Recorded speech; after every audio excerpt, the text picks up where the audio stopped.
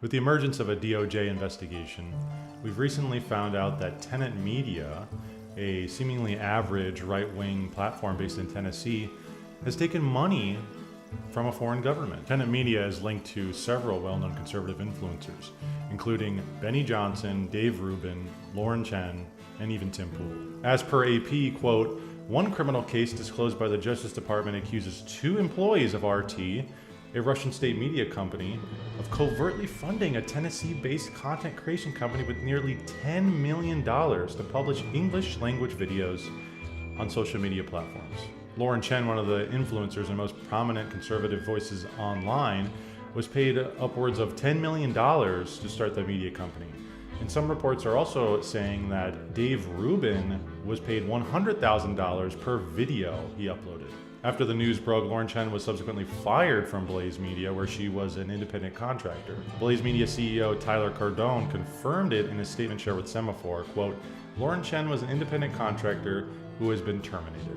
Tim Pool has also recently stated on X that he was deceived and is a victim. He went as far to say that Putin is a scumbag and Russia sucks donkey balls. Tim Pool is one of the biggest media channels on YouTube, with a whopping 1.37 million subscribers. I have a hard time believing that someone in his position had no knowledge of the things that Tenet Media were doing behind the scenes, especially when some of the creators were making an upwards of $100,000 per video. And the videos didn't even receive that many views. Some of them only had less than 1,000 views on them. But there is no evidence that proves it. And in fact, there seems to be evidence that shows the contrary, and that he wasn't lying and he was in fact deceived. It is interesting though how often Tim Pool talks about the impending civil war that America is in or about to be in. And when you have a movie like Civil War that just came out that details what a modern American civil war would look like, coupled with this Trump assassination attempt, it seems like there's someone out there, or people out there, who are trying to push this idea in the collective consciousness.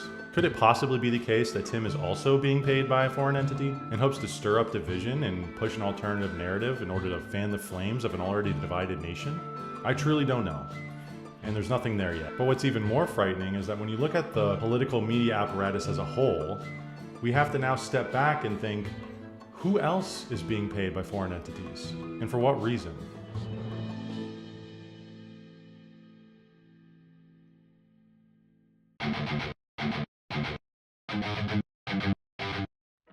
My mother once said to me, Jacob, watch what you think. And at the time, I didn't really understand what she meant, but I think I do now. She was basically saying, don't let negative thoughts in, and definitely don't give them any credence. I used to work for a delivery company, no names please, but they're global and they do a lot, and I mean a lot, of volume. I worked for them for a couple of years, and during my time there, I would work 8, 10, sometimes 12-hour days. During this time, I would have my Bluetooth headphones in and I would be listening to stuff. But a lot of times music would get boring. So I would resort to podcasts. Usually it was just like stories or interviews or whatever, but oftentimes I would find myself drifting into the political commentary realm. Never Tenet, but ones like that. During this time, I imbued a lot of political content. And at some point I realized that I didn't even have any time to really substantiate or check or think about any of the claims that were being made. I didn't really have any time to critically think at all. It was just a never-ending stream of other people's opinions. And it felt like if I was renting out space in my head, these people's opinions would take up 80% of it. And they were all pulling my mind in different directions. It was almost like that old medieval torture method where they tie each of your limbs to a different horse and then have them all run in different directions. It was basically like that. One person would say one thing, another person would say something else, and I usually found myself siding with whoever sounded most credible and logically consistent. This isn't a bad thing in and of itself, but after the Tenet Media scandal, I feel that being logically consistent and sounding good isn't the be-all end-all. You can have people pumping ideas into your head and they might sound correct and they might actually be correct, but all the while there's someone else behind them pushing these narratives onto people. That these opinions are being pushed into the foreground to take our minds off something else, or for us to stumble into logical entailments of seemingly innocuous arguments into ones that are more sinister. It's much easier for the public to accept the next thing, a more extreme argument, when the groundwork has already been fought for and won in the marketplace of ideas. It took me quitting my job and kind of slowing down on the political content to realize that a lot of what they said didn't have any impact on my life at all, and I was just kind of accepting it as gospel. I don't think everything they say is false, but I do find myself stepping back and approaching these topics more skeptically, and the Tenet Media scandal just reaffirms this.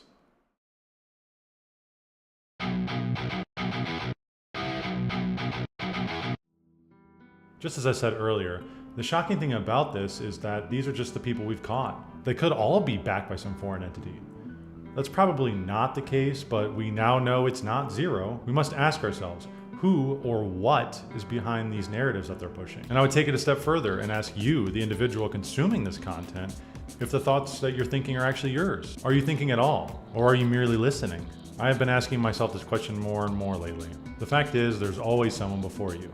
Someone always has had ideas that you can accept or discard, but only in recent times have we had this never-ending stream of the average person's ideas pouring into the hearts and minds of everyday individuals. The thought leaders of old usually were credentialed and they were older and they had wisdom.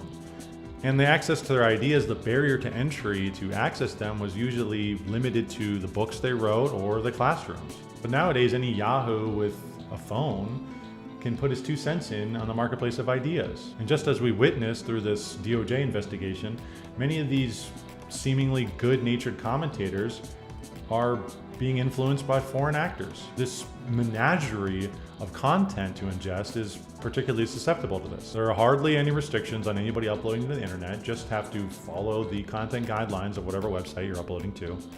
And I don't think, let me just say for the record, I don't think that more regulations on free speech is the answer, but I also think that the populace needs to understand and be aware of what's going on. There seems to be this hierarchy in the media we consume. There's the listeners at the bottom.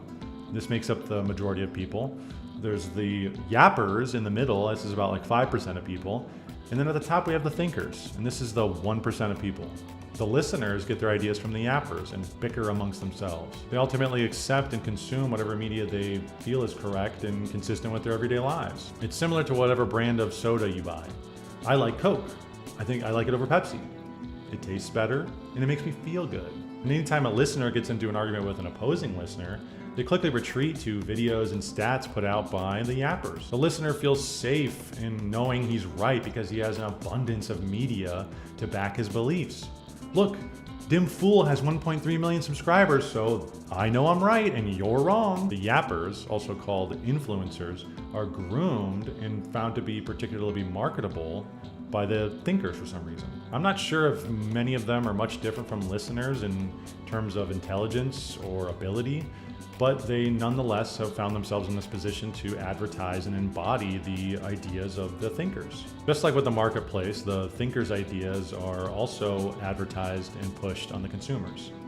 So this begs the question, who are the thinkers? Well, they are comprised of the elite. They are the heads of government. They are the billionaires with strong ties to elite institutions spanning generations. They control the direction of the yappers' content with their immense resources in an attempt to play this societal chess game with opposing thinkers.